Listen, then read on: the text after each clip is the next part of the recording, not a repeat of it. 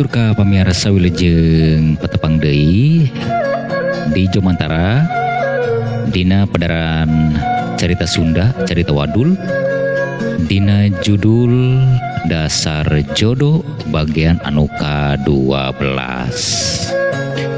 Kumaha ka pamirsa dina danget ieu dararamang syukur upami daramang mah Mang Egi oge saparkanca aya dina sehat walafiat sareng pamudah-mudahan urang aya dina lindungan Allah Subhanahu wa taala oge urang dipaparin kelancaran dina segala urusan. Ku kituna ka pamirsa anu di mana wae ayana kapihatur wilujeng ngadangukeun padaran carita Sunda carita Wadul Dasar Jodoh bagian anu ka-12 gitunya. Intun salam anu aya di Pandeglang sapandeglang pokona mah sabanten we nya. Mohon nu disaketina nu dibenesna nu dicisatana oge anu di mana wae ieu mah yeuh nya kapihatur kasadayana. Mangga tong nyangkolong teuing kana waktos urang pedar wae kumaha pedaranana nyaeta dasar jodoh urang ngamimitian.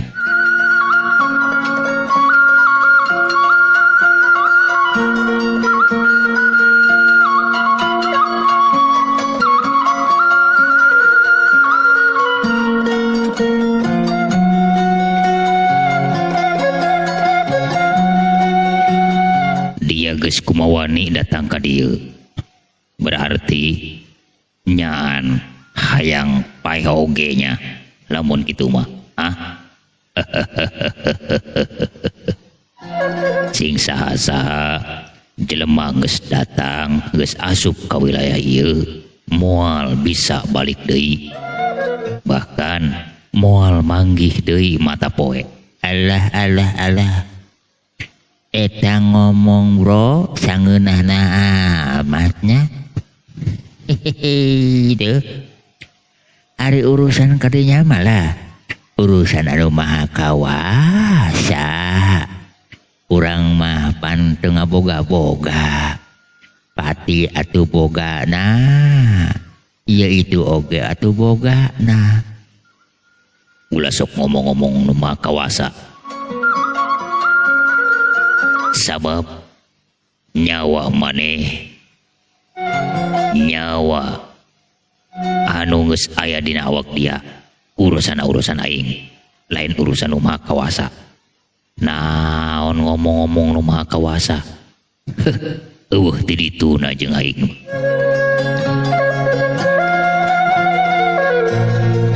Bisi hayang nyaho dia ieu aing gegedug leuweung ieu gegedug gua wahangan bisi hayang nyaho dia ngaran aing Joko ya geus nyaho bahwa anu bakal datang ka dieu teh Joko cenah ieu nu ngaran Joko. Alah geus lur ulah sok ngagugulung kana jalan anu teu bener mendingan keneh babalik pikir ieu umur geus tuut ka hareup awak geus bau taneuh nah nek ngagugulung kana jalan anu teu endah bae ieu mendingan geura balik pikir aya bahan jeung balik engke. Nah ieu mah ai magahan ya kain tucu ngah ngomong sangeunahna eueuh ti dituna aing mah geus moal bisa robah deui dina pamadegan aing geus aing mah kieu sabab hirup aing mah geus ngeunah kieu ngaran si Joko moal kudu lah naon anu kasebut babalik pikir naon kurang ngajar dia. Bro ingat urang bakal kapegat ku pati moal salalentengna ieu hirup di dunia mah ulah sok ngagugu nafsu ngumbar amarah geus mendingan geura sadar Geula babareuk pikir ieu bisi kaduhung kena. Kurang ajar dia. Tucungan dia kai. Setan dia. Geus dia. Ulah lo ngomong ka dia ka ditu. Yeuh rasakeun pamahala teh aing. Keheula bos keheula. Eueuh keheula. Yo.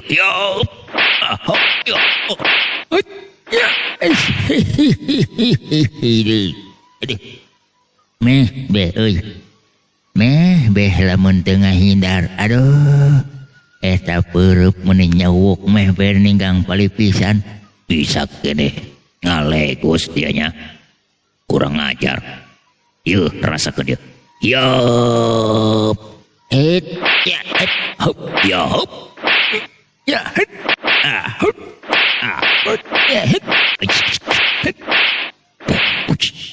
Setan. Bisa keneh dia mahalaing. Kurang ajar dia. Geus kumaha nih dia najong aing. Ieu nya nu kasebut jawara hulu wahangan. Alah, cetek amat. Lah itu lur. Eta can sakumaha. Yeuh, rasakeun yeuh. Rasakeun di kuliah. Yap.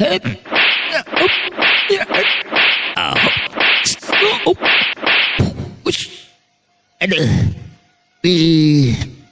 Lumayan oge euy ketigan ieu kana balikat. Lumayan oge ya Bos Joko. Lah. Rada ngaheungeu euy. Karasa ku dia ha. Karasa. Geus ieu mah ulah kaditu tamplokeun pangawasa dia. Hayo ditandean ku aing model kumaha pangawasa dia. Ulah sok setengah-setengah. Geus ieu mah urang hayo gunakeun ilmu pamungkas sabab aing endu ngalobakeun waktu. Endu ngahambur-hambur waktu. Meni sakaligus geus. Oh gitu. Alah atuh santai bae bos, gelutna lah. Ulah hayang geura neungkas. Eueuh urusan. Sabab naon keur naon ngulur-ngulur waktu. Teu hayang aing mah. Yeuh. Rasakeun pangadiwasa aing. Tandean ku dia. Oh. Mangga ari kitu mah. Mangga. Ulah kaduhung. Lamun dia bakal ajal kuleungan aing. Moal aya rasa kaduhung bos. Sabab naon? Atuh jasi mah ngerasa ngemplong we nu aya. Lamun memang kudu ajal di dieu ajal kuleungeun Bos Joko atuh mangga. Ari nu ngaran jasi mah ikhlas tuh marima bae. Ya. Bener-bener ludeung ieu jadi jelema. Teu ludeung kunaon? Mangga. Geus. Hayu. Urang ulah make ilmu anu handap. Sakaligus ku ilmu pamungkas. Hayo buktikeun lamun memang dia bisa ngerubuhkeun aing. Aing dek tunduk kana dia ngan. Lamun dia sampai eleh ku aing, podaran dia ku aing. Oh, mangga hari kitu mah. Oh, geus. Ayo. Yuk. Yap.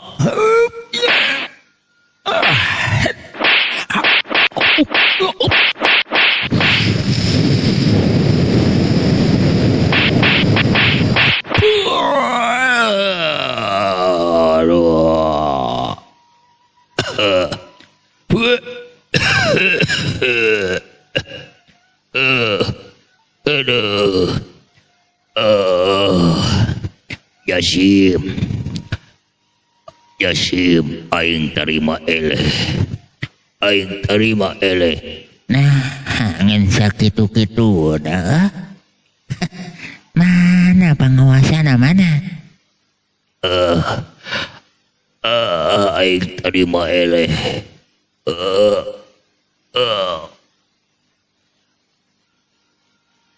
Wah, kumaha ya bos urang ya. Kudu kumaha ya bos urang. Wah, bos urang kumaya sigana ya kasorang ya heula jajaten. Beuh. Rubuh bos urang. Hayu urang geura tulungan ya. Wah, bos Joko.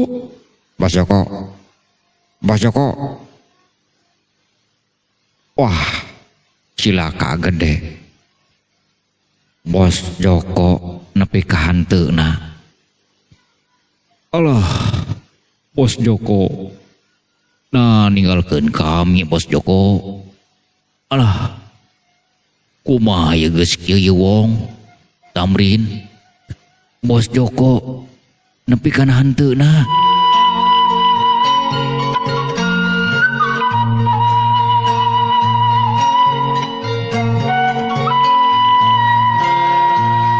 Bos Joko. Nah, bos Joko geus tinggalkeun kami ya. Udah kumaha ya kami geus kieu. Nah, cenah gedug hulu wahangan. Ngan sakitu-kituna pangabisana. Tah, geus kieu. Rek kumaha maneh Jon? Masih keneh untupan ye nek ngalawan kana Jasim. Ayo. Anu kasebut guru maneh, bos maneh. Geus ngajongkek. Geus jadi bangusan. Geus jadi layon. Anu hartina nyawa geus ninggalkeun raga. Ayo nek kumaha geus kitu. Nah masih kene untupan. Atana nek kumaha ayo. Meumpeng di dieu keneh Jasim. Ayo nek balitungan mah ayo.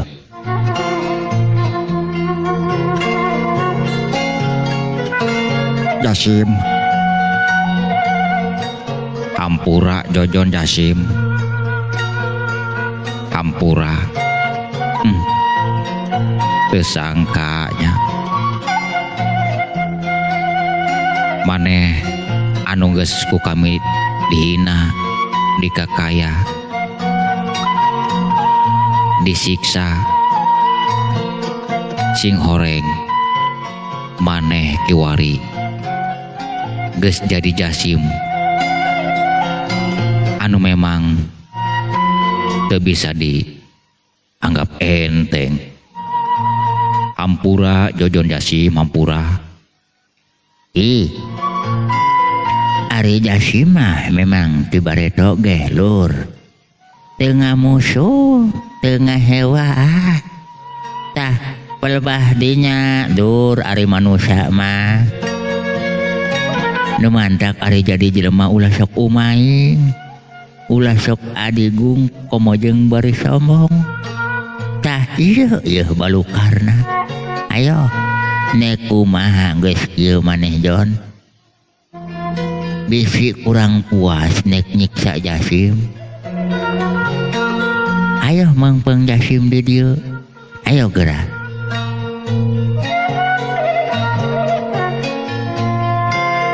Ampun Jasim. Jojon moal deui hampura Jasim. Hampura. Memang bareto Jojon geus ngahina, geus nganyerikeun kana maneh Jasim. Ieu mah mangga ieu mah. Jojon rek pasrah sumerah, rek disiksik, rek dikunyit-kunyit ceuk paribasana, rek dicacak, rek diwalang-walang ge mangga. Jojon pasrah. Ampun Jasim. Jojon minta hampura ya. Jasim sarua ya. Rosad ge minta hampura. Memang Rosad jeung Jojon geus nyeundeleka ka maneh. Hampura Rosad Sim, hampura. dihampura ku Jasim. Ya memang Jasim mah teu aya niatan. Tak cenah mararaneh geus nganyeri kana Jasim, geus ngahina kana Jasim, kana kolot Jasim.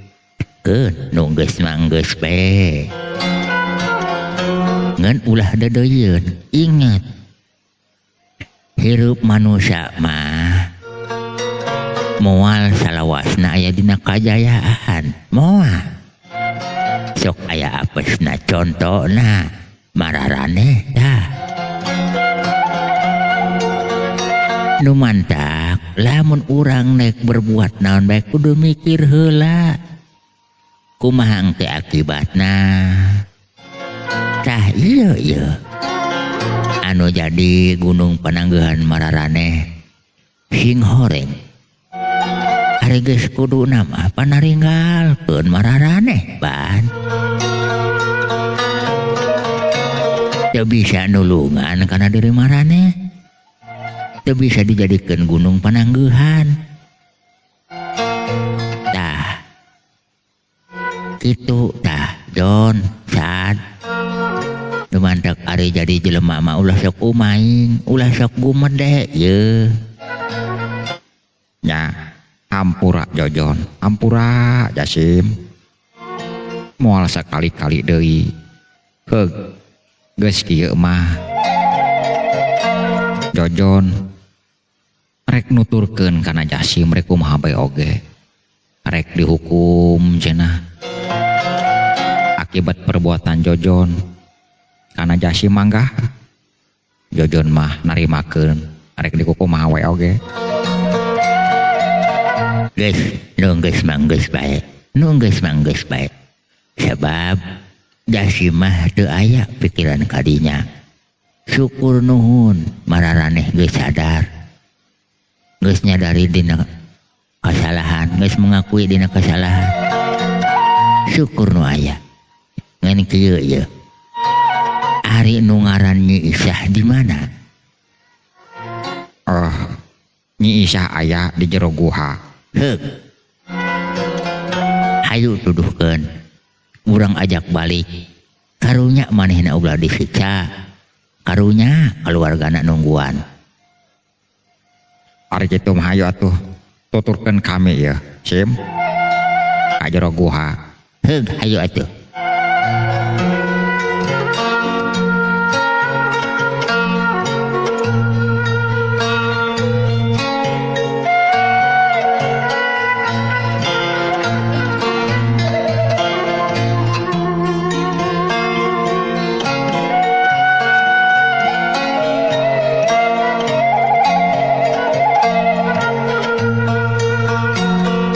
Iya bos Joko ya can aya datang bae nya. Aduh, ya ku kararesel iya di jero guha ya. Jeung teu aya kabar beritaan aja. Nah kumaha ya kayaan di luar gitu. Ari neangkeun ka ditu Nyi Isah bisi kabur. Alah, kudu kumaha ya. Tungguan we lah. Tah aya nu datang sahanya. Alah, si Jojon euy jeung si Rosad.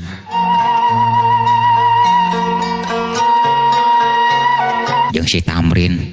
Alah. Ari Bos Joko ka mana nya? Nah. Ari itu nu saurang deui saha anyar pinanggi euy teu wau. Ai.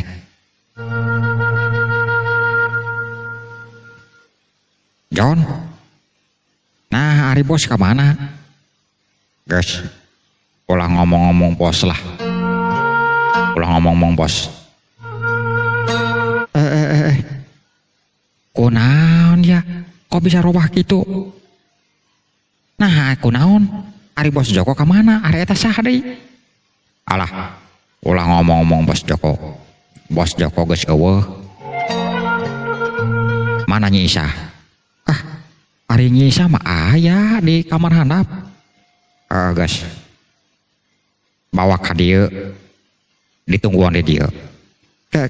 Ari Bos Joko kemana? Ulah ngomong-ngomong Bos Joko. Nyi Isah lah bawa ka dieu. Oh, nyari gitu mah kayak. Penasaran aing mah. Ari Bos Joko nah ka mana kitunya? Nah, buru Isah gera bawa ka dieu. Ulah di lila-lila. Oh, nyari gitu mah.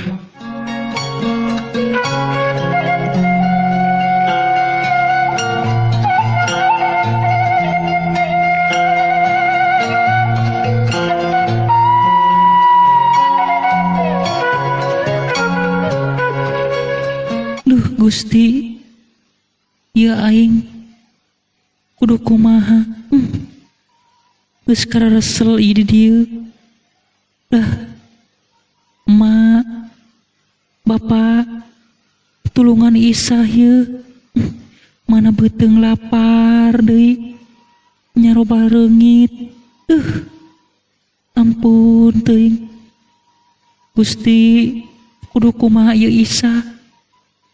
Ya Allah, tulungan Isah ye.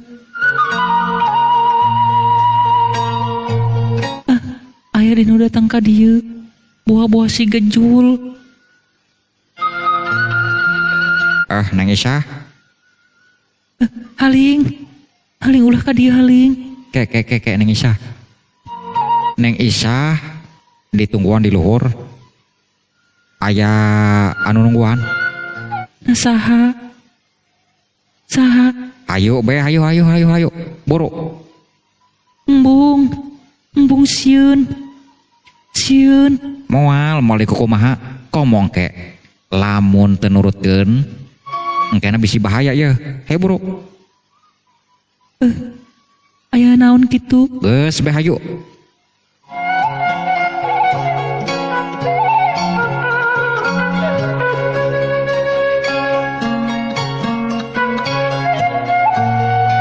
John, iya Nyi Isah ye, narek di kumaha. Tah iya, pacit. Bos Joko kiwari geus ninggalkeun urang. Hah? Geus ninggalkeun urang? Nah leumpang ti dieu tak kumaha ye? Sok teu ngarti urang mah John. Lain leumpang ti dieu. Manehna geus ninggalkeun urang. Geus tilar dunya lah. Eleuh, geus tilar dunya. Teu ngarti kumaha maksudna. Tah ieu kieu.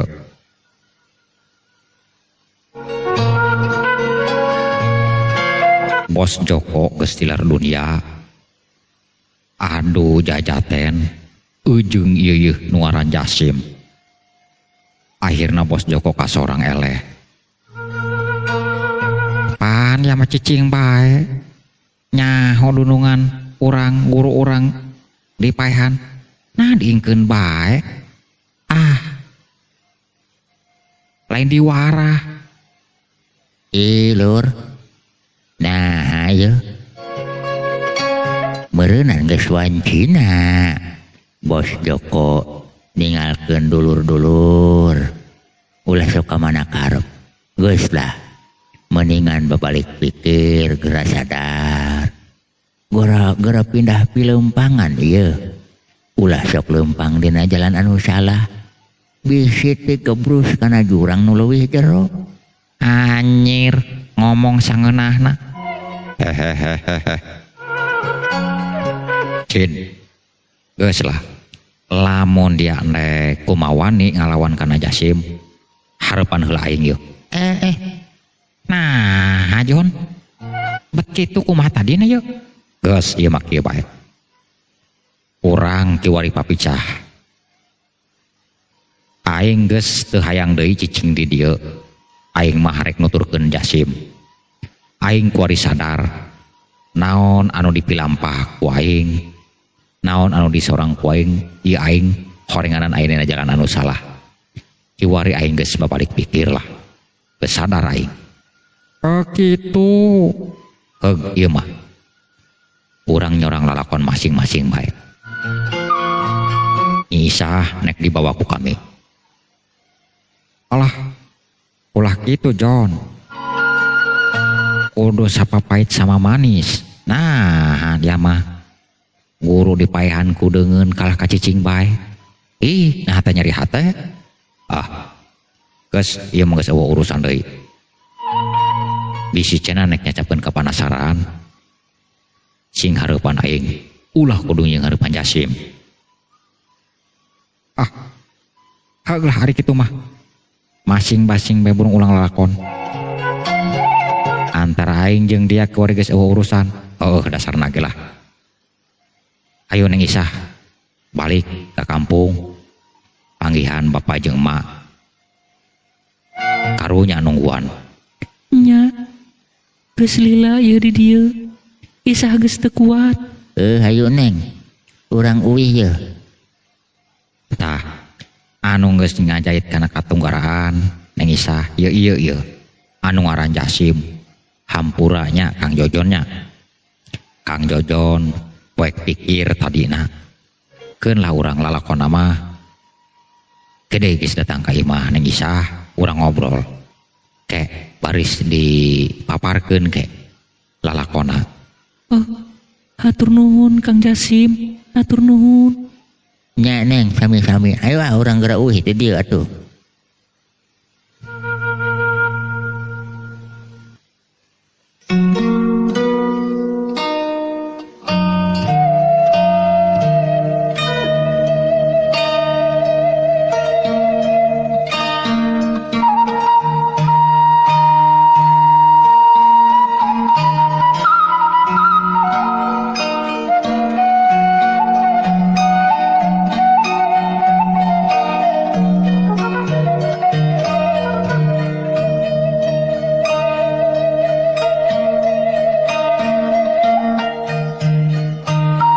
Pamirsa urang kocapkeun kaayaan Pak RT jeung rengrengan anu nuturkeun Jasim ka leuweung Guha Wahangan. Maranehna rada rungah-ringeh kulantaran teu panggih kaayaan Jasim anu memang katinggalin jauh. Sabab Jasim mah lumpat. Ari Pak RT jeung rengrengan mah ngeun ukur leumpang. Akhirna leungit tapak.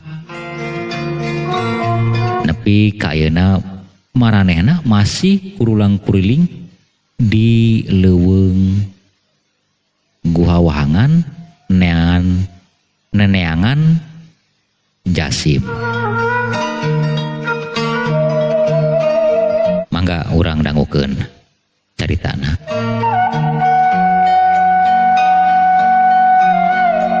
Eleuh kamana ari jang Jasimnya. Ieu urang ieu leungit tapak ieu teu kasusul. Aduh, nah kabelah mananya. Ari lompat nama jaka belah dia ya. Tapi jaka mananya? Kalangkang na acan. Allah, mereka mah aya kalangkang na atuh sabo. Ngaranna ge Tipeuting. Aneh bae maneh mah. Un. Cek paribasa na ieu mah. Kudu kumaha ieu urang Pak RT geus kieu ya. Ari balik deui urang asa kumaha kitunya. Rek disusul ka mana? Keun we heula anak. Ayo urang ngeureuh bae. Nu penting urang anjoglah ka Hulu Wahangan. Ari jalanna mah ieu pan ieu nu ka dieu ieu. Ngeun duka ka mana ari Jasim belok nanyakeun urang tuturkeun jalan bae. Sugan we pasamprot ke di jalan. Ya atuh hayo kitu mah.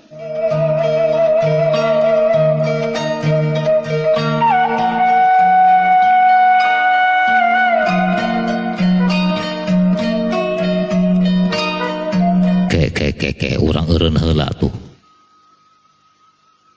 Rentang-rentang ti kajauhan aya nu ka dieu yeuh. Cik urang kudu waspada ya. Soalna ya katinggalina tulah siga lobaan tah. Aya kana opat urang na geuning. Keun urang tungguan teh dia ya. Oh nya. Cing urang tungguan saha tanya. Da atuh urang tungguan ya. Sesuganan bae kitu tah. Yasim balik deui ka dieu. Nya cik urang tungguan sakedeung.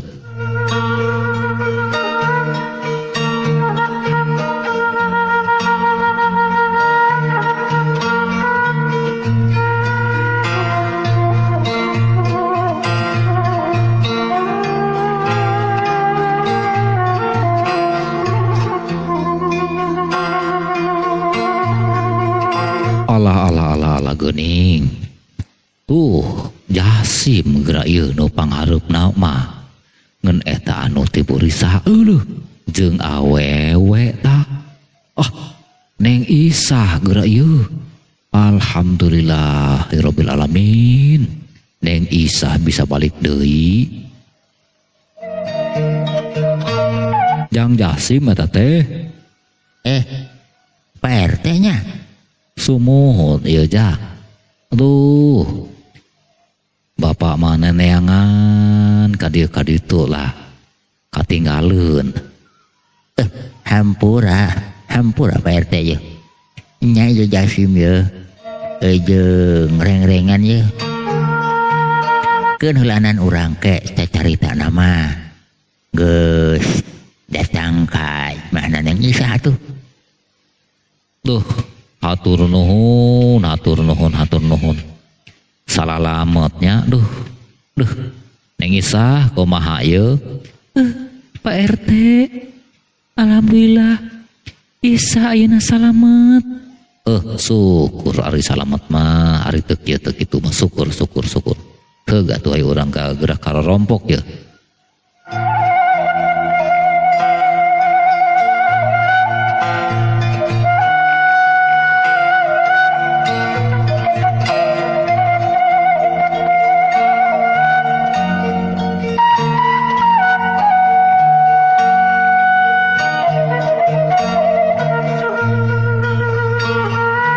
Kocapkeun kaayaan Pak Parman anu memang ayeuna manehna keur dirungrung ku kabingung, keur dirungrung ku katunggaraan, nyaeta mikiran kaayaan Neng Isah anu memang dina danget ieu teu can aya raratanana. Manehna ngan ukur ngumbar lamunan jeung kasedih benu aya. Roh, ibuna kumaha ieu kaayaan anak urang? Nepi ka ayeuna can aya kabar beritana. Kudu kumaha nya?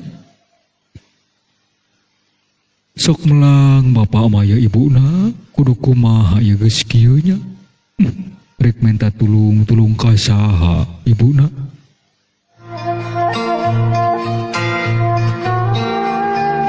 Nya apana? Ibu ge kalintang sedihna. Dasar boga anakeun hiji-hijina. Bet kabina-bina teuing. Moga-moga we ayat pitulung ti Gusti Nu Maha Suci. Jeung moga-moga we anak urang aya dina panangtayungan. Amin, moga-moga we atuh.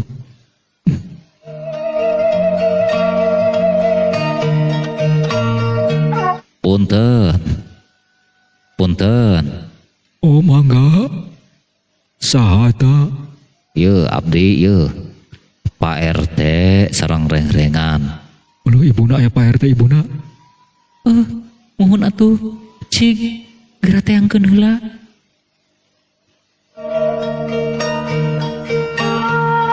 Uluh Pak RT.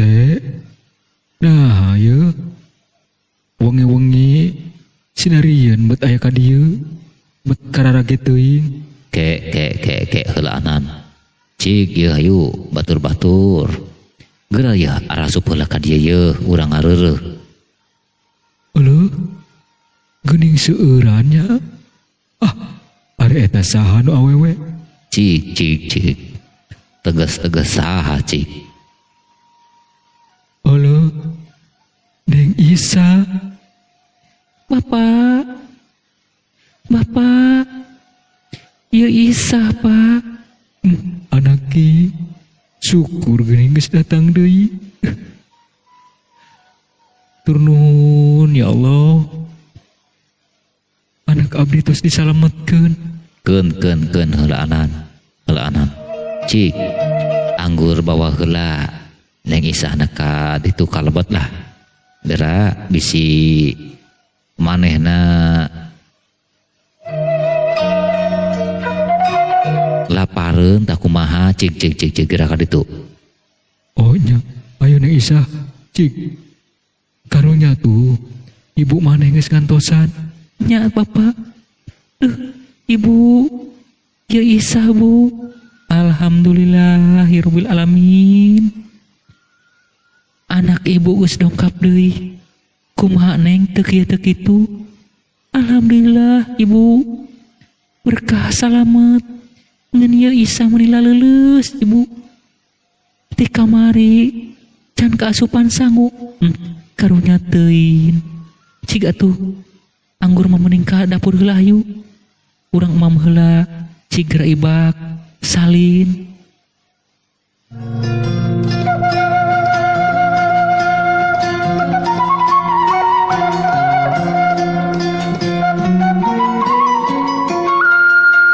Alhamdulillahirabbil alamin, Pak RT. Anak sim abdi kayaan salamet teu kieu teu kitu.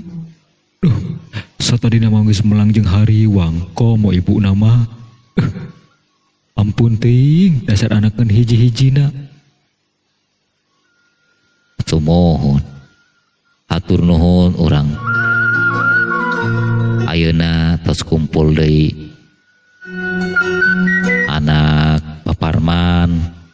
Tah ku kituna ya ieu anu tos nulunganana ieu anu katelah Jang Jasim paduluran Pak RT ieu teh.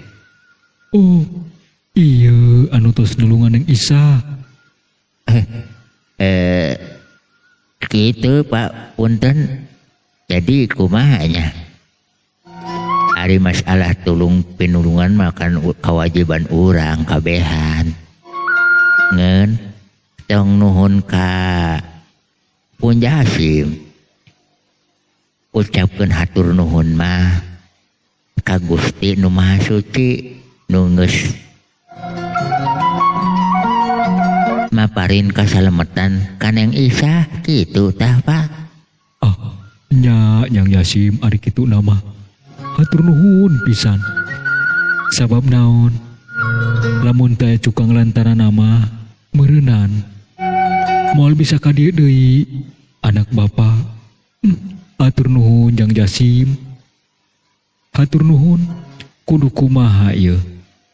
Bapa pikeun ngabalesna. Hari abdi mah Pun Jasim teu nyuhunkeun naon-naon lah. Jartos kewajiban antara urang jeung urang ciling tulungan mah. Sabab cenah ge urang di antarana kudu bisa saling tulungan, bisa saling karunyaan, kudu nyaahan, kudu asihan, silih asah silih asuh kitu tah.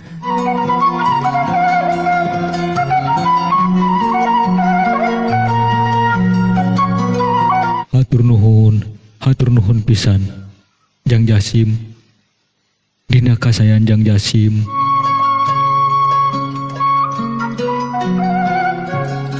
Sami-sami. Tah. Ukituna ka Bapak saha ieu teh namina? Oh muhun nepangkeun ieu Pak Parman. Oh semohon ka Pak Parman. Ya ari Pelpadinya nama pun Jasim oge atuh ngatur kenuhun ka Pak RT oge nya anu memang tos ngampihan pun Jasim ieu teh. Ih kalintang hatur nuhun nah bahkan kula oge sabab lamun teu aya Jang Jasim duka kumaha ieu nasib kampung ieu, kampung Gempol. Wasilahna aya Jang Jasim, alhamdulillah ya rabbil alamin. Reregen nu aya di kampung Gempol bisa direngsekeun ku ayana Jang Jasim. Eta mah ku kabeneran bae meureunaan Pak RT.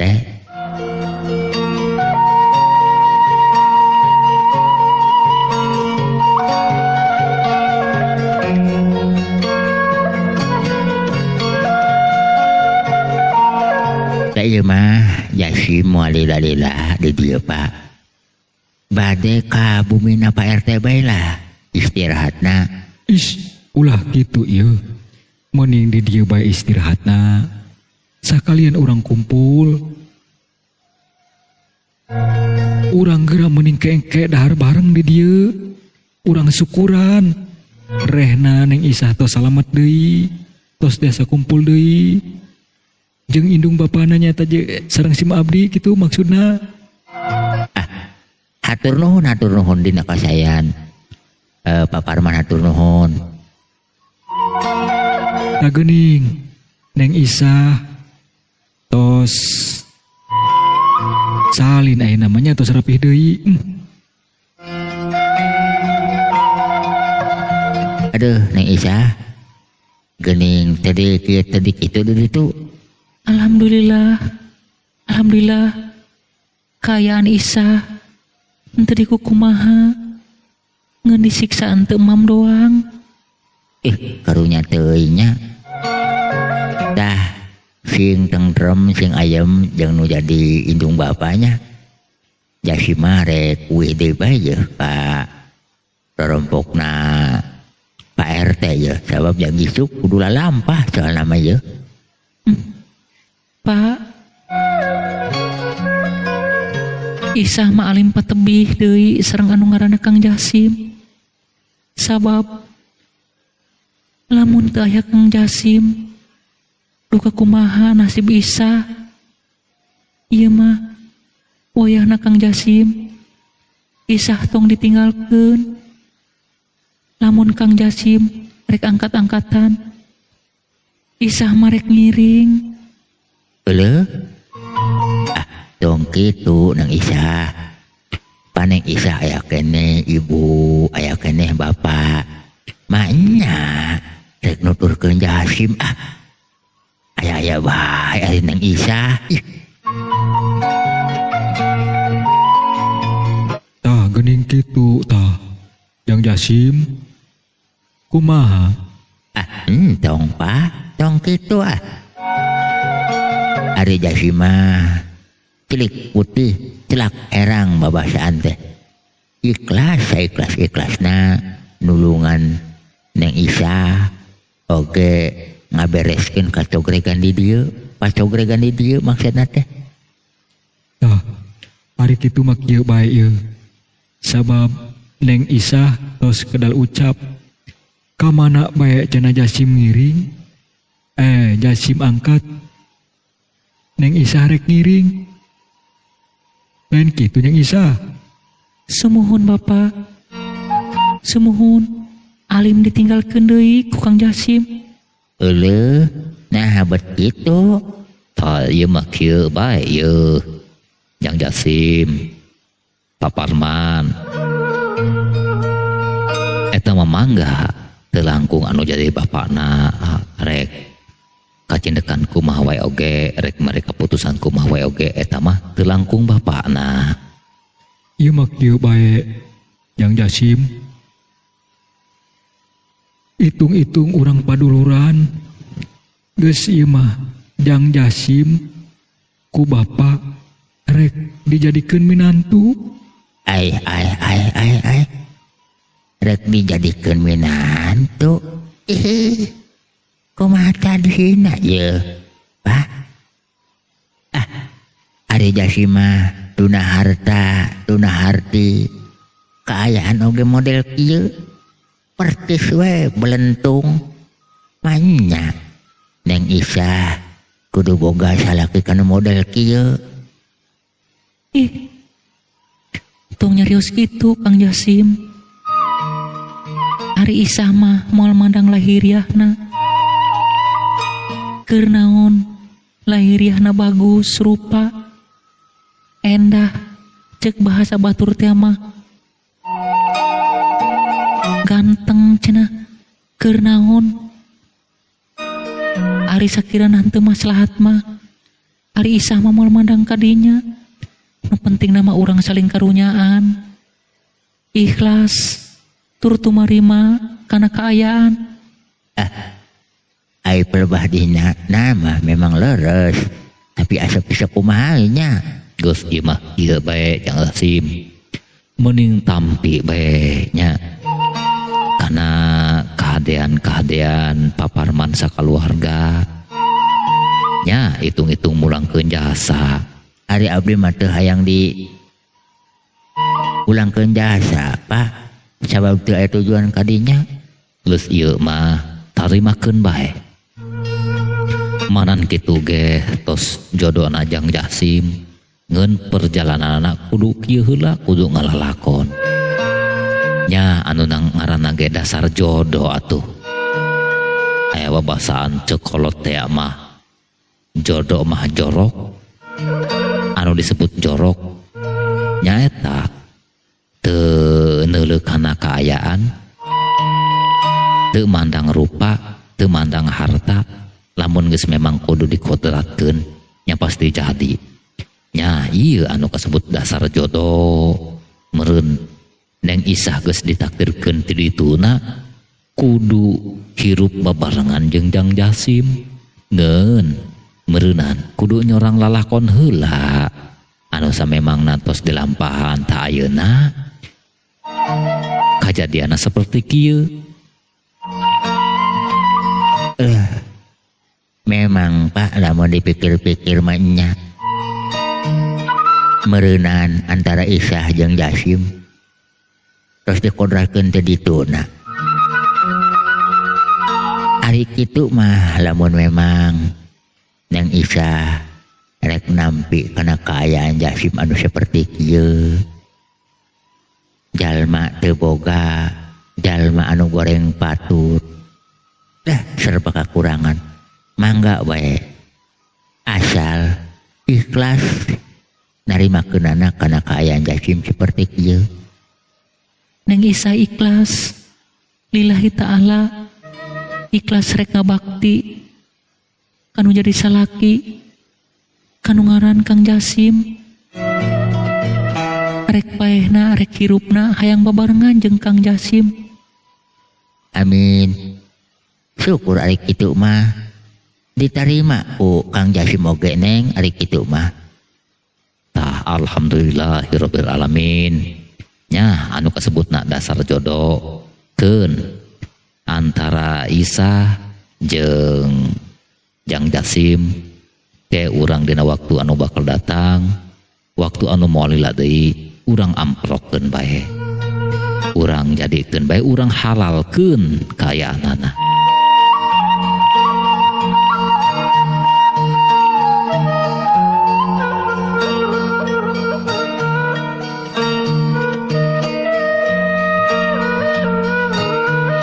Pamirsa kaum dangu sadaya, tah lalakon dasar jodoh urang cekapkeun dugi ka dieu. Memang kitu nya pamiarsanya. Hirup huripna kaayaan manusia anu kumalandang di alam dunya. Rek perihna, rek manisna, eta tergantung perjalanan antara kehidupan manusia anu geus ngagaduhan garisna masing-masing. Sepertina lalakon Jasim nyaeta dina dasar jodoh hasil tina perih, hasil tina sangsara, dibarengan ku sobar lan tawakal teu kendat-kendat naneda anu kawasa. Alhamdulillahirabbil alamin. Lalakon Kang Jasim nyaeta dasar jodoh. Anjeunna ayeuna tos metik hasilna, tos kaala buahna. Tah ku kituna lalakon dasar jodoh urang cekapkeun dugi ka dieu. Hapunten anu kasuhun, Mang Egi dina nyandak ieu lalakon seueur panginten dina cariosan-cariosan anu kirang merenah ka kupingna, oge dina tata cara penyampaianana seueur-seueur kekelirunana. Maklum da Mang Egi dina nyandak ieu karangan carita teh teu nganggo tulisan atanapi teks kitunya. Sakali deui Mang Egi nyuhunkeun dihapunten bilih aya nami anu kasabit, nama kampung anu kasebut, oge bilih aya anu kasindirnya laku, kasikunya lampah, hapunten pisan teu aya tujuan ka dieu kaditu. Ieu mah ngan sakadar hiburan gitunya. Pamugi sadayana tiasa kahibur, oge sakali deui nyuhunkeun dihapunten dina sagala kakiranganana. Taku kituna ka pamirsa diantosnya subscribe na, like sareng komentarna. Insyaallah urang tiasa patepang deui gitunya dina cariosan-cariosan anu enggal kayak gitu. Nah, Mang Egi sapara kanca bade amit mundur amit mungkur. Wabillahi taufik wal hidayah. Wassalamualaikum warahmatullahi wabarakatuh. Permios.